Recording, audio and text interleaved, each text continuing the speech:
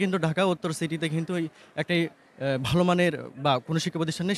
সেই ক্ষেত্রে তিতুমির শিক্ষা একটা প্রতিষ্ঠান অনুযায়ী সেক্ষেত্রে তিতুমির বিশ্ববিদ্যালয় হওয়ার যে ইয়াগুলা রাখে সেই সিস্টেমগুলা কিন্তু তিতুমির বিশ্ববিদ্যালয়ে আছে। তিতুমির কলেজ যে বিশ্ববিদ্যালয়ে রূপান্তরের জন্য যে আন্দোলন চলছে, এই আন্দোলনকে আপনি কিভাবে মূল্যায়ন করছেন? তিতুমির ঐক্যের পক্ষ থেকে বিশ্ববিদ্যালয় হওয়ার জন্য যে আন্দোলন চালিয়ে যাচ্ছে বা ওনারা যে দাবি জানিয়ে যাচ্ছে, এই জিনিসটা আসলে যৌক্তিক। কারণ তিতুমির বিশ্ববিদ্যালয় হওয়ার জন্য যতগুলো ক্রাইটেরিয়া আছে সেই ক্রাইটেরিয়াগুলো পূরণ করে।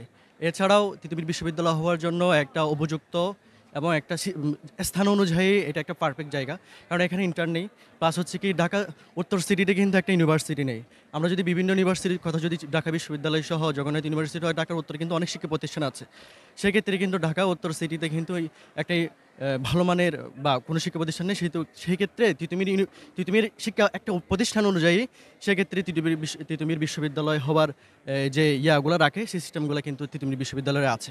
তিতুমির বিশ্ববিদ্যালয় হওয়ার জন্য তারা যে যুক্তিগুলো পেশ করতেছে আরকি, উত্তর বিশ্ববিদ্যালয় নেয় এখানে শিক্ষার গুণগত মানের লক্ষ্যে, তারপর হচ্ছে কি তিতুমিরকে বিশ্ববিদ্যালয় হওয়ার জন্য যে দাবিগুলো তুলতেছে এগুলো তো আসলেই যৌক্তিক এবং এই দাবিগুলাকে আমি সমর্থনও করি।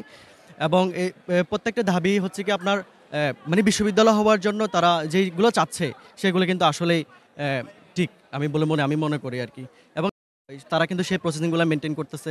বিভিন্ন জায়গায় যে স্বাক্ষরের কর্মসূচি পালন করেছিলেন এবং শিক্ষা মন্ত্রণালয়ে গিয়েছিলেন। এখন হচ্ছে কি আমাদের মানে বিশ্ববিদ্যালয় হওয়ার ক্ষেত্রে যে প্রসেসিংগুলো আছে সেক্ষেত্রে বিশ্ববিদ্যালয় মঞ্জুরি কমিশনের তালিকা লিস্টভুক্ত হওয়া, তারপর হচ্ছে কি শিক্ষা মন্ত্রণালয় অনুমোদন দেওয়া, সবকিছুর প্রসেসিং পেরিয়ে আসলে বিশ্ববিদ্যালয়ের প্রসেসিংটা এগিয়ে যাবে।